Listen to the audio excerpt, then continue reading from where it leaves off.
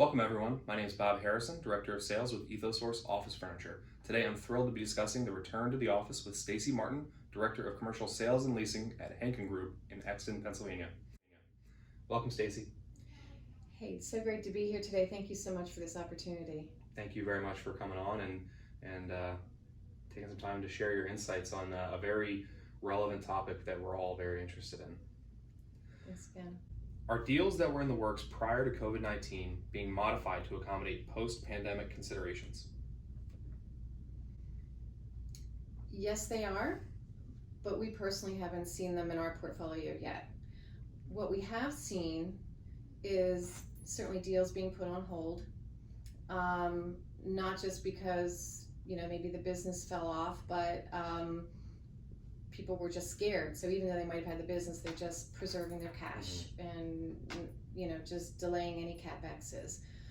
We had a number of expansion deals out there that were either signed or in the process of being signed, and I don't mean just taking more space, I mean building a building. And one of them, actually the deal was done and we were getting ready to start construction, and the tenant asked us if we would just stop, and we did. And so we've just verbally honored that, and we'll see if it comes up again, hopefully in the next year.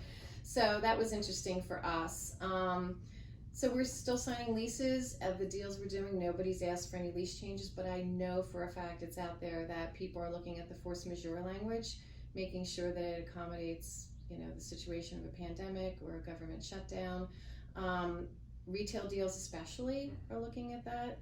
And then just new retail deals in general, certainly they're looking for greater incentive and help early on. So is it percentage rent, is it stepped rent, is it free rent, or some combination for a longer ramp-up period till the revenues are in place.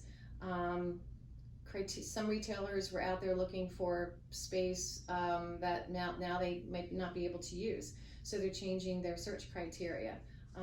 Now they want more access to maybe either a drive-through situation or curbside pickup.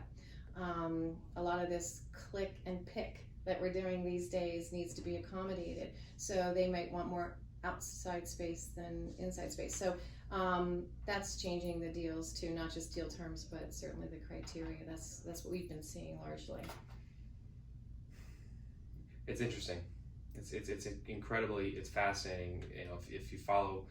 If economics are your thing, just to see, as you mentioned earlier, pivoting, how a business can pivot, and maybe in the short term how they can pivot. If they're a food establishment, they're going to pivot to be able to provide services that they hadn't been able to provide before.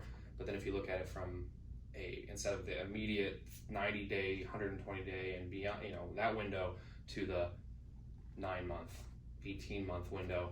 It's fascinating to see, at least in my perspective, what's going to happen, what change is going to be made. And you're working on that because these companies are not talking leases in the 90-day term. They're talking it in the 90-month term or whatever it might be. So you're on the front lines of seeing that change as it happens. So 10 years from now, it'll be fascinating to see what the actual implications are for businesses. Agreed.